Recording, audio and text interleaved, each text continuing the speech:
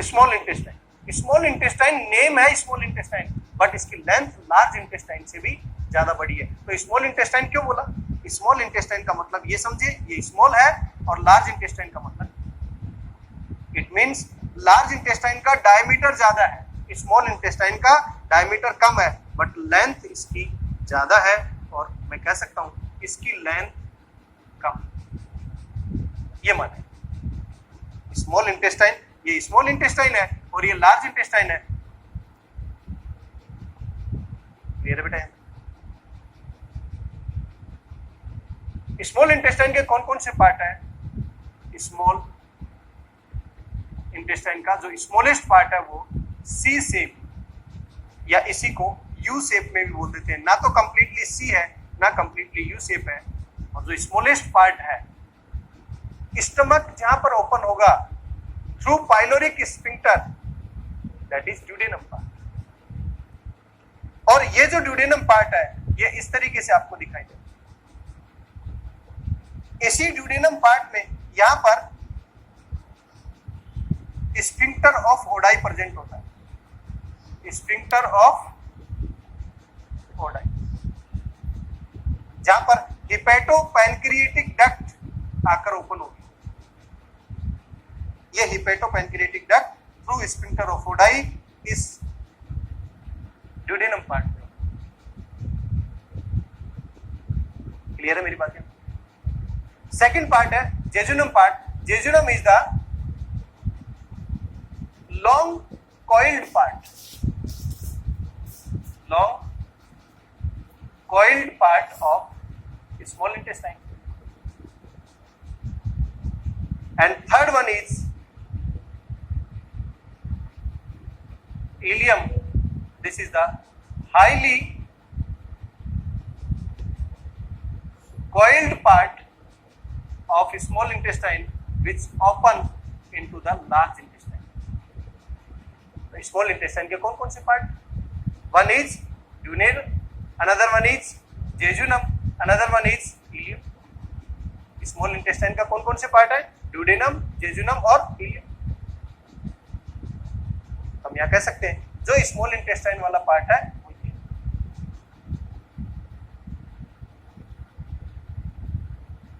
Length आप देख सकते हैं, इसकी लेंथ लार्ज इंटेस्टाइन से भी ज्यादा है, बट डायमीटर यहां पर देख सकते हैं, ये डायमीटर ज्यादा है। ये डायमीटर तो जो इंटीरियर में ड्यूडेनम, जेजुनम और इलियम के फॉर्म में प्रेजेंट है वो क्या है? Small intestine. क्लियर? यहां से भी क्वेश्चन पूछा जा चुका है। Highly coiled part of the small intestine ileum, long coiled part of small intestine jejunum, C shape और smallest U shape part of small intestine is duodenum. Transverse section of gut, alimentary canal है, उसका transverse section देखा जाए तो कैसा दिखाई देगा वो देखिए। Outermost layer serosa,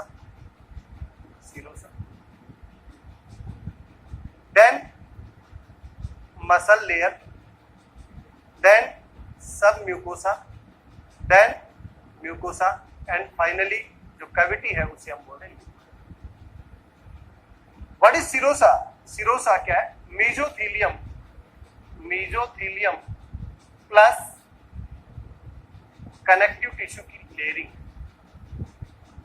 NCERT में लाइन लिखी हुई है from oesophagus to large intestine region, ये outermost layer, but oesophagus में उसी सिरोसा लेयर को ट्यूनिका एडवेंसिया बोला।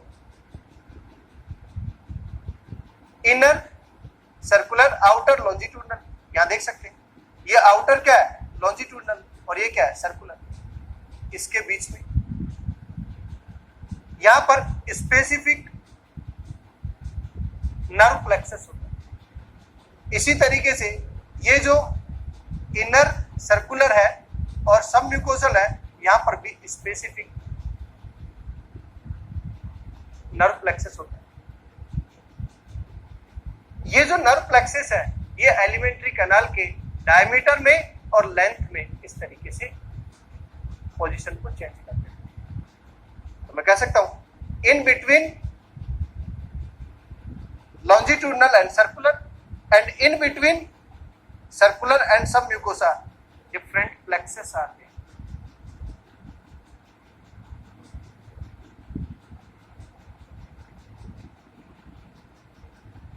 और इन दोनों को अलग अलग प्लेक्सस के नाम से जानते हैं। One is Meissner's plexus, another one is myenteric plexus, या सब म्यूकोसल प्लेक्सस या ओरोबैक प्लेक्सस।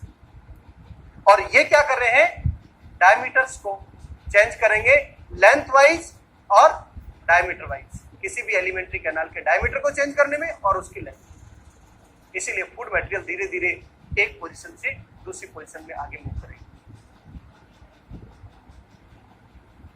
क्लियर है मेरी बात? क्या है? इट मींस ट्रांसवर्स सेक्शन में outermost layer serosa, then muscle layer. Muscle layer की फॉर्म में क्या है, यहाँ पर स्मूथ मसल्स प्रेजेंट है, बट कंप्लीट लेंथ में सर्कुलर और लॉन्जिट्यूडनल मसल तो है, बट स्टमक रीजन में थर्ड लेयर और भी प्रेजेंट होती है। स्टमक में जो है वो प्रेजेंट होती है oblique layer.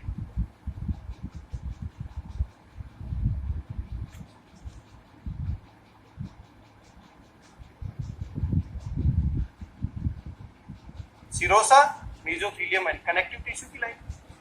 Muscle layer, smooth muscles present.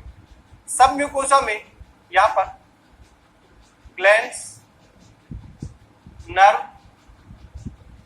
Blood की सप्लाई होती है। मींस यहां पर सब म्यूकोसा रीजन में लूज कनेक्टिव टिश्यू प्रेजेंट।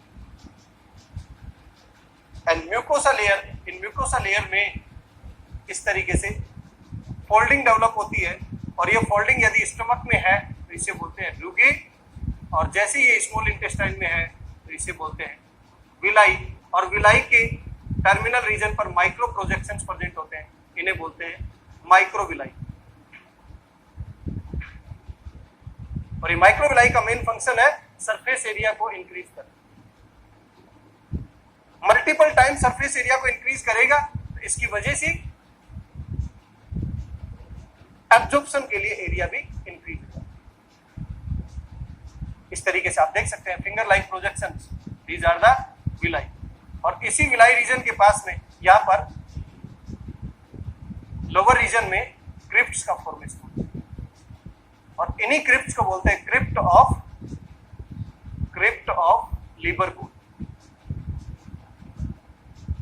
और इन्हीं विलाई रीजन में जैसे फूड का डाइजेशन होगा एलिमेंट्री कैनाल में, तो इस फूड मटेरियल को एब्जॉर्ब करने के लिए यहाँ पर डिफरेंट ब्लड की, आर्टरीज की, वेन की और लिम्फ कैपिलरीज की सप्लाई होती है।